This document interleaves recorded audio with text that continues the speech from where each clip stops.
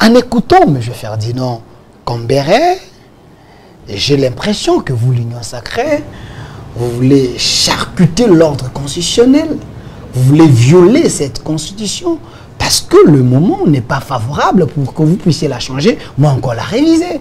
Et est-ce alors où il a dit vrai? En écoutant le professeur Cambéré, je ne le suis pas encore, je ne suis qu'un apprenant, je sais pour que c'est moi, les souhaits. pour moi, je vous le souhaite. Je ne peux pas m'empêcher de m'étonner. D'abord, il a dit que pour les juristes, les mots ont une grande importance et combien a-t-il raison? Mais lorsqu'on parle d'une rébellion contre la Constitution, parce que, en tout état de cause, le chef de l'État a dit qu'il faut penser à cela.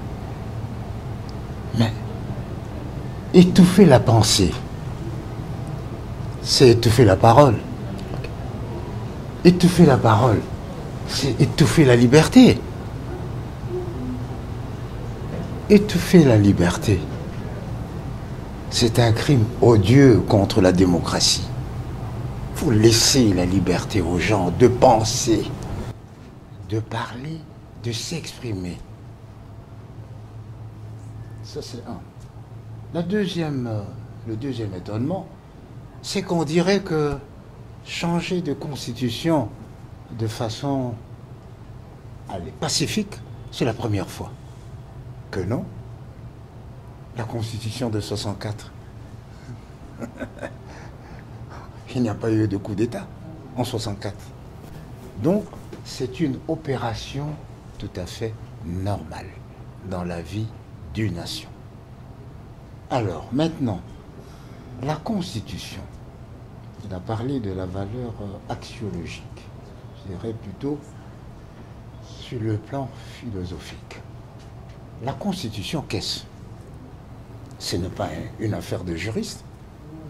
Non, ce n'est pas une affaire de constitutionnaliste. C'est d'abord une affaire de nous, le peuple, les observateurs attitrés, c'est-à-dire les écrivains, les philosophes, les théologiens, les hommes de Dieu, les anthropologues, etc. Et les juristes ont pour tâche d'agencer nos aspirations et nos appréhensions, d'agencer nos craintes et nos espérances. Parce que la Constitution, c'est d'abord une vue du citoyen sur son pays et sur la marche de son pays. Et donc, dans le cas d'espèce, il serait dangereux d'ignorer la partie de l'opinion de plus en plus grande qui ne croit plus en l'esprit de cette Constitution comme notre esprit. Cette Constitution est fondée et se réfère d'ailleurs à l'accord global et inclusif. Or, pour tout homme qui a été à Sun City, on sait que l'accord global et inclusif est l'œuvre des personnes cachées. L'œuvre des personnes cachées. Okay. D'une part, le Rwanda, l'Ouganda et l'Union européenne. Le RCD, c'était le Rwanda,